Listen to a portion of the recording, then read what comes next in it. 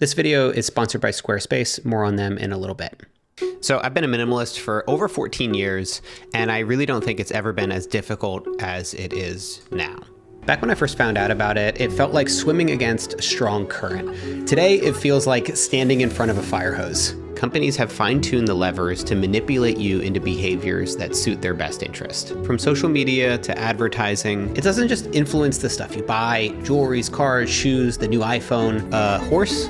It changes your lifestyle, your personality, your values, and your self-worth. And now with AI, that influence is getting faster, smarter, and more invisible. Yeah. The result? A world that makes it incredibly difficult to live simply. A world that makes it hard to be content with what you have, or even to feel like you're enough. And because of that, I think minimalism is more relevant today than ever before. So I've called myself a minimalist through many different stages of my life. From my early single days living in my parents' basement. Basically, I'm just getting rid of all my stuff. To meeting, moving in with, and eventually marrying Natalie, who first thought minimalism was a cult. Oh yeah, I thought it was a cult. Living in New York, everyone has their weird quirks, so I'm like, I guess he's a minimalist. To moving to Australia, buying our first home, and having our first child. I think each of these stages has taught me something new about myself, what minimalism looks like for me, and the best way for me to live simply in a world that continues to value more.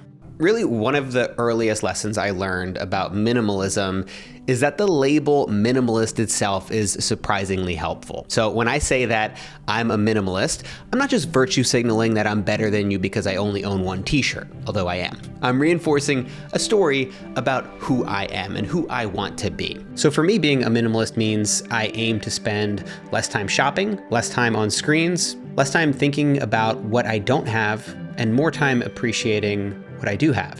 Minimalism is a reminder that I have enough and I am enough, and it makes me so much less susceptible to messages that try to convince me otherwise.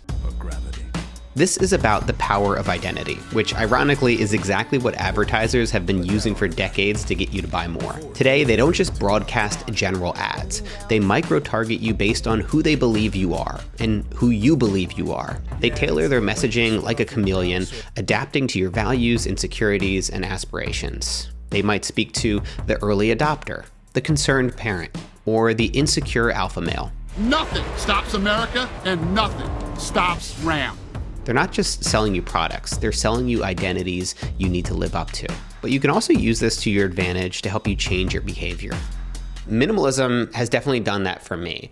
It's helped close the gap between what I value and how I live. Now, sure, there are moments when the label itself can feel limiting. Sometimes it can box you in or hold you back from growing. I know I've certainly experienced that myself. But in the face of this constant barrage of consumerism and digital noise, I found it's still one of the most helpful tools I have. So over the past 14 years, I've had very little trouble when it comes to the physical stuff. But I think the area where I've really struggled to keep things simple is less about what I have and more about what I do. So a few years ago, I looked around and realized that I'd made things way more complicated than I ever wanted with my work. I had nearly a dozen employees, a packed schedule, more projects than I could finish. It all added up until I finally asked myself, what would my work look like if it was more simple? That question led me to completely rethink how I structure my work today and to go back to being a solo creator again. It might not have looked like the successful move from the outside, but it made me feel a lot more successful. And to prevent myself from ending up in the same place again, I now use a simplicity filter. It's just one question that I ask before any big decision.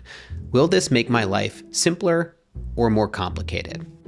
I use this for business, finances, relationships, anytime I feel torn about a major move. Because for a while, every choice I made, hiring, expanding, launching new projects, was about adding layers of stress, layers of noise, and complexity. So to give you a few examples where I've recently used this filter, should we invest in real estate? Should I hire a full-time video editor? Should I partner with another creator on a big project? These are exciting, potentially high reward decisions, but they also come with a ton of hidden costs, whether that's time, energy, money, or even pressure. Take real estate investing, for example.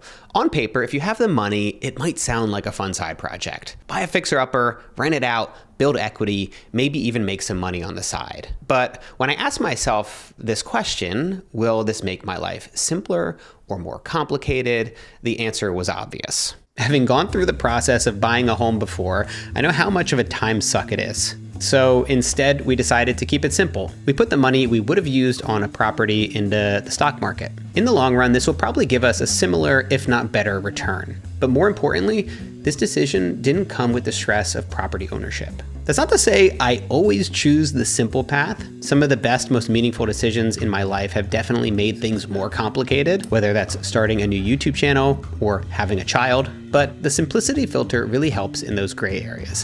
When I'm torn, it gets me back on track. It helps me to gut check the trade-offs and to avoid saying yes to things just because they sound exciting in the moment. Over the past couple of years, I've radically simplified my entire business. I've scaled things back, cut out obligations, and went line by line through every tool that I use. Most of it didn't make the cut, but one that I kept because it's invaluable to how I run my business is Squarespace. They're the sponsor of this week's video, and I want to share why I've been using them for over a decade and why I recommend them to all my creator friends. First, it's just easy.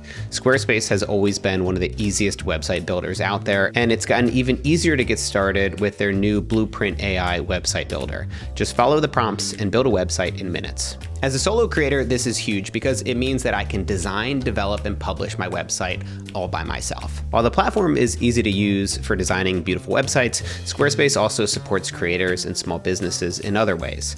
You can use their built-in tools to manage your domains, schedule blog posts, review your analytics, set up an online store, and book consulting gigs. The last reason I recommend Squarespace to all my friends, and this is a big one, it just works. When the stakes are high and I'm launching a course, getting thousands of people coming to my website, I need to make sure that my site's performance is reliable.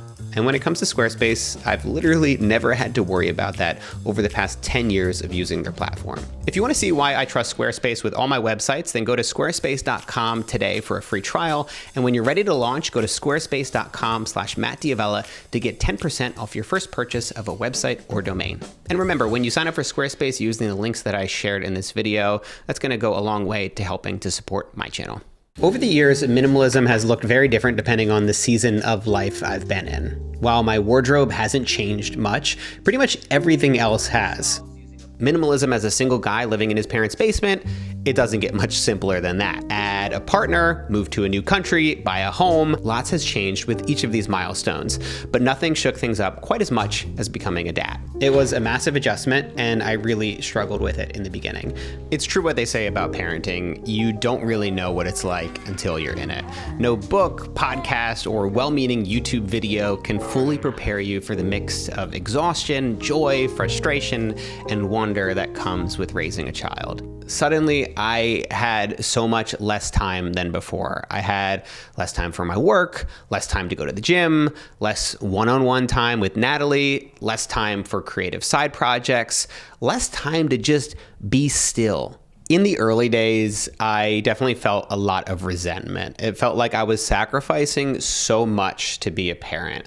I was frustrated and angry that I couldn't do it all. During that time, Frankie must have been around 9 months old. I interviewed Ryan Holiday while he was traveling through Sydney. Ryan's probably the most productive dad I know. He's written a dozen best-selling books, creates tons of content, and from everything I've seen, he's an incredibly present and caring father. So I asked him, how can you become more productive as a parent? Obviously, one way to be productive as a parent is just to completely neglect your children, which is the way that I think historically it was often done. I'm less proud of how productive I am and more proud of the fact that I spend a lot of time with my kids. I take them to school, I make their lunches, I pick them up from school, I very rarely miss dinners. We just spend a ton of time together. His answer got me to think about things differently. When I became a dad, I had instinctively made a choice. I prioritized my family over everything else. Instead of being resentful about this choice, I should be proud of it. My lower output at work, fewer hours at the gym, less time for creative projects was a direct sign that I was making the right choice for my family. Bye-bye, Frankie. Bye, Daddy. Bye-bye. I can no longer work 10-hour days. I can't stay up late editing or say yes to every exciting idea. I had to let go of who I was and what I was able to do if I wanted to be a good dad. Now you might be wondering, what does this have to do with minimalism? For me, it was about embracing a simpler life and appreciating what I have. I'm no longer as worried about optimizing every minute of my day and squeezing every last second out of my schedule. Right now, I'm more concerned about creating space. Space for morning walks with my son, for daycare drop-offs and pickups, for getting to bed early because I know he'll be awake at 3 a.m. It's about choosing the zoo over the edit, wrestling in the living room instead of being alone at my computer. Yes, it means that I won't be able to make as much money, that I don't create as much content, that I miss out on some big projects. But I also don't miss bath time, or slow mornings, or walks in the morning to get coffee with my family. Embracing minimalism as a dad has gotten me to ask the same questions I did over 14 years ago. What do I really need to be happy? How do I want to spend my time? What are the things I can let go of? While these questions are identical, the answers are very different now. That to me is the real benefit of minimalism. If there's one thing I've learned, it's that life